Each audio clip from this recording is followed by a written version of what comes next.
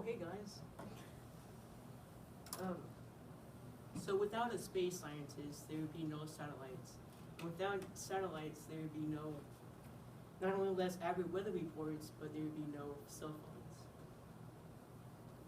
So how I got interested in this career is, while I was 3 years old, my dad got me into this game where you explore different planets, and every different planet you go to, there's different landscapes every time.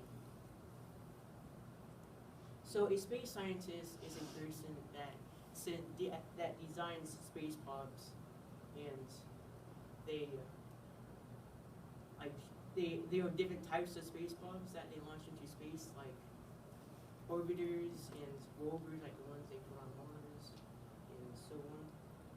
So they launch them, and then when they hit, so that when they go to their destination, they gather information to take back to the to their base. So my opportunity cost has to be a boilermaker because I get to weld, and mainly because of the money. So I went to college at the University of Colorado in Boulder, Colorado. I was a student intern at the University of Colorado, and the reason why I did this was to get a better understanding of gathering information and how I'm going to design certain things to put into space. And then I worked at McGuckin Hardware Store, where I wanted to like find certain tools and to help me that will help me design certain space bombs.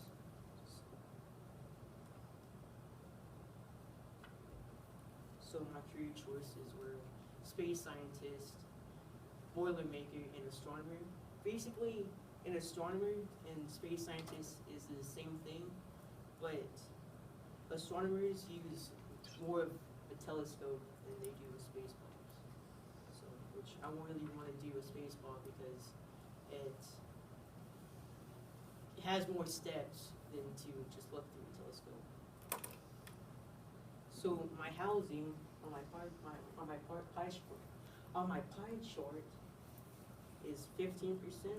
My transportation is 11% because I'm living at the town where I work, which is Greenville, Maryland.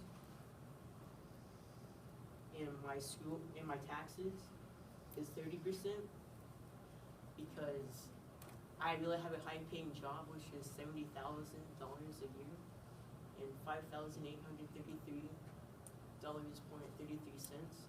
month. And my food is 6% because I'm eating 3 meals a day. And my toiletries is 0.1%, mainly because all I need is shampoo, deodorant, and a toothbrush and toothpaste. And that's it. And my Medicare is 4% because NASA pays for some of it, and my discretionaries is 12%. For my positives and my negatives about my job is my Medicare is reduced, and I get interesting and fun work. So I'm not just doing one thing at a time, which I get bored really easily. And my pay increases due to my educational level, which is really nice because I'm getting a master's. And my pay, the downsides of that is I'll get failed experiments sometimes because I'm not perfect, and there's a possible chance of getting a rough boss, and I will get fired if I'm not showing up on time. So I wrote my letter of application to Eddie Smith, the Goddard Space Flight Center in Greenbelt, Maryland. I told him I had the unique experience to interview a astronaut. I told him, did you feel any changes between going up into space while going down into space? He said, yes, I felt extremely light going up into space, and then he felt heavier while going down to Earth than when he was while he was on Earth before going into space. So my skills that define me is I'm very organized when it comes to my work, and I'm creative when I need to be, and I'm focused when it comes to my work. Like, I'm focused on one thing, and then when I'm done with that thing, I go on to the next. And I'm good to work with, like in a group, because I get my work done, and I am sort of understanding sometimes, and I love to learn. Learning is my passion, and space is pretty much infinite.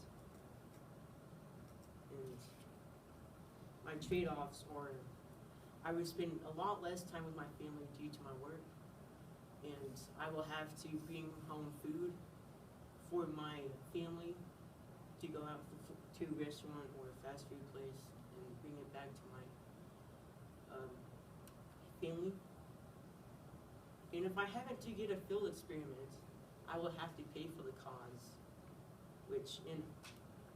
I will feel like torn up because I felt like it was all for nothing.